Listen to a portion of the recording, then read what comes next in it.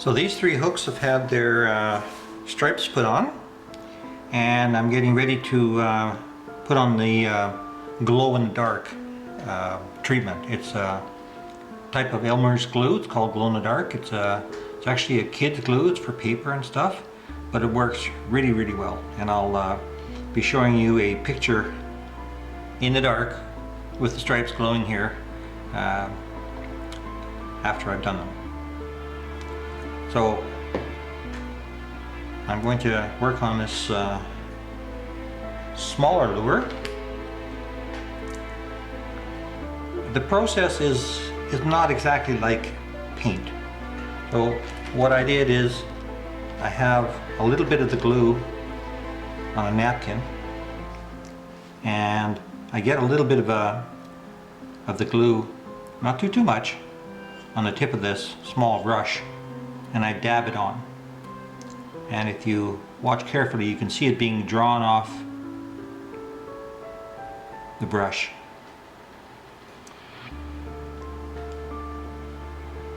Now you're going to try and get most of that glue, or that glow-in-the-dark glue, onto the stripe, but you may get a little bit off. It doesn't look that bad. It's a very light translucent green, and it goes very, very well over top of the white stripes. I did put some of this glow-in-the-dark glue on top of black stripes, thinking that I could get black to glow-in-the-dark, and it certainly would have, but the pale green over top of the black, I didn't like how it looked. So I actually, after several days of kind of chastising myself for doing that, I finally put it under the sink, and the tap in the sink, and I wet the hook, or I wet the stripes rather, and then after a few minutes I was able to just kind of wipe them off. So it's nice to be able to go backwards sometimes.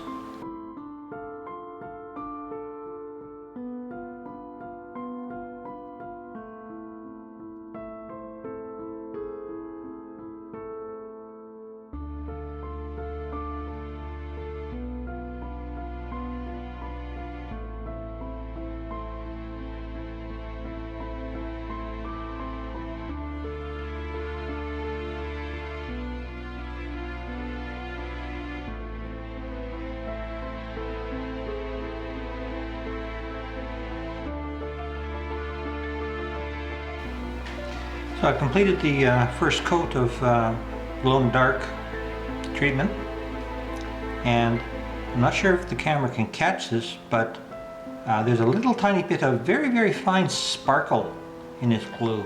I didn't put that in there, they came like that. So at first I said, well, do I really want stripes with sparkle? And I thought, well, you know what, I kind of got used to it and I kind of like it. Now, one thing to warn you about on your second coat, so this has got to dry for a couple hours. On the second coat though, you're going to come along and go over the same areas. It's going to have the sparkle on it already, and you're going to have a heck of a time remembering exactly which one you were working on. So what I do is I'll put a little piece of green tape, and you know, I'll work on one, I'll go get some more glue, then I'll move the tape, or sometimes I'll do two before I move the tape. That way I make sure to give each one a solid second coat. So we're back here with all of the finished lures. I thought I would spend a couple minutes with each one just to kind of tell you the highlights. Now, these are supposed to be the floaters. These are supposed to be the fast divers. So let's take a look at the first one. So this is my interpretation of flying fish. I put the hooks on it. This will be going into the bucket here pretty soon for a test. And this is a really nice hook. It's very easy to make a lure float with this much wood. I haven't dunked these in, but I'm expecting these to float just fine. So these two here are kind of a small and large version of the same painting scheme. I had a friend come back from a tuna fishing trip and wahoo trip, And he said, pink, pink, make lots of pink, pink and orange, pink and orange. So I made pink and orange. Now, this is supposed to be a floater as well. It weighs about 120 grams. I always write the weight of these lures on these things, so back when you're on a boat, you don't have to kind of, well, is this one bigger, this one bigger, this one heavier, this one lighter. Now, I've also put lures on the smaller one just to give you an idea. They may look like fairly large hooks, but they're really not. When you see a wahoo's mouth, it's just amazing what can fit in there. So on the other side, these are the ones that are the fast sinkers. Now these tend to be about 120 grams, 140 grams, and 130 grams, so they're all kind of the same. Now, there was a part of my videos on how to put on stripes. So here you see the stripes. These have had 2 coats of that Elmer's glue, that glow-in-the-dark glue. All of these have had the 2 coats on both sides. And they've had a minimum 2 coats of epoxy.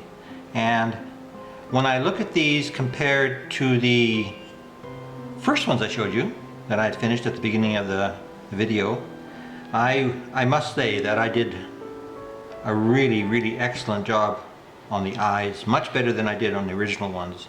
But I guess that's the kind of learning that you go through when you're making lures. One of the objectives that I mentioned as well in the previous videos on making stick baits is I had this one, and you see how big and fat it is, and I had decided that I wanted to put them on a weight reducing plan. So this is the identical lure, but if you look at the width, it's quite a bit less. Now, it's going to catch more fish? Don't know. But now it looks, as my experience goes up, it looks more in keeping, and I'm pretty happy with the size of this one. This one, don't know yet. It's still a floater. I know that this one floats. So I'm going to fill up my pail with water, and I'll get right back to you. We're back at the bucket. This is where we kind of started. So first of all, I'm going to take this lure without hooks and just drop it in kind of gentle like. Now, what you see is that it does float.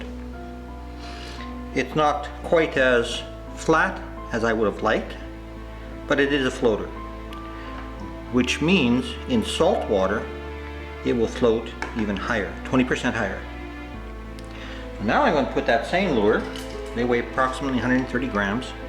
Now I've got the actual hooks on these guys, and notice an interesting thing. This guy sinks. The weight of the hooks is enough to make it sink, but it sank fairly slowly. So this one will definitely be a floater in salt water, and I think this one will be either a floater or just an extremely slow sinker.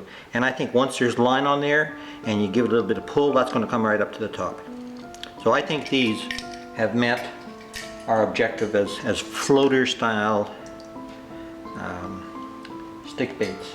Now here's one of the heavy ones, 130 grams. This was supposed to be fast sinker. I'm not even going to bother putting the hooks on these, because watch this thing go down. Boom, down it goes. So it's a fast sinker, and all the others are about the same. Now we get to these lighter ones, smaller ones that should have floated, should float. Now I have to admit I've cheated. I've tried these out even without the hooks, and they sink just barely. So it's my opinion that these guys are gonna either float or come very close to the surface, because as you pull these things with the string from the front here, it's going to want to pull them up. So this one has the lure, the single hooks on it already, so and you'll see that it sinks. So my lessons learned is, if you want a smaller floating lure, a floating stick bait, maybe no lead is the right amount of lead. Anyway, that concludes part 7 of the series on making stick baits. Thank you very much for joining me on this journey. I had a lot of fun doing this. It was quite a bit more work than I thought, because there's like eight lures here that I had to finish, and you know, this one, for example, has the chrome finish on it, and I took this one out. You can see it's got a piece of string on it here. So I took this out and actually cast it, and boy does it ever shine. When you give it a pull and it turns sideways, it just glitters. So that's real nice. The other options that we talked about, this one has aluminum foil. This one here also has aluminum foil for scales, and these will be more for tuna, because tuna like more of a presentation. It looks like a bait rather than just something that triggers a bite response, like these colors. Yeah, and thanks again for joining me. I look forward to going into my next series.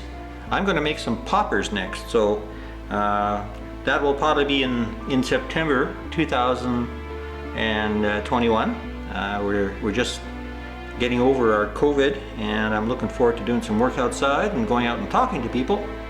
So stay tuned for my series on poppers. I've got an old lathe, and I'll crank out some a few designs and let you know how I do them. Thanks again.